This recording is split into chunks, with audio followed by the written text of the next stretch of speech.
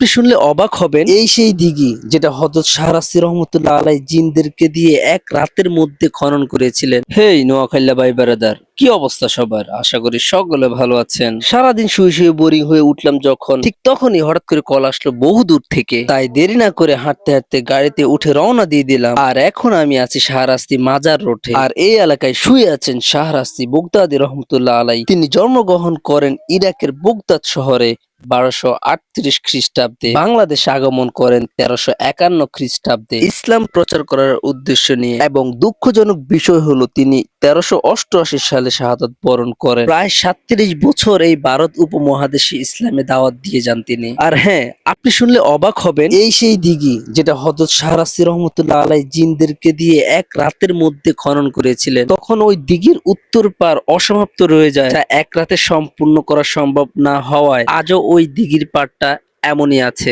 অবশেষে মাজার পার হয়ে চলে আসলাম ক্লায়েন্টের বাড়ির সামনে। মূলত তিনি কুমিল্লা যাবেন কিছু মালামাল নিয়ে, এবং সেই মালামাল গাড়িতে তুলে এলাকা থেকে মেন রাস্তায় চলে আসলাম। মেন রাস্তা উঠেই দেখি ব্র্যান্ড নিউ আইডি বাস, যা কুমিল্লা থেকে চাঁদপুর মহাসড়ক রাজত্ব করছে বর্তমান সময়ে। চাঁদপুর থেকে কুমিল্লা ঢুকতে সবচেয়ে বড় যে বাজার সেটা হলো মুজাফফরগঞ্জ বাজার। আর এই বাজার জ্যামের জন্য বিখ্যাত। এই জ্যাম না কাটতে কাটতে রেল ক্রসের সিগনালে আবারও পড়লাম। যদিও ভালোই হলো, একটু রেল দেখতে পেলাম, আপনারাও দেখে নেন। যাক, ফাইনালি আমাদের গন্তব্যে চলে আসলাম। অলরেডি আমরা মালামাল নামিয়ে বাড়ির উদ্দেশ্যে রওনা দিয়ে চলে আসছি।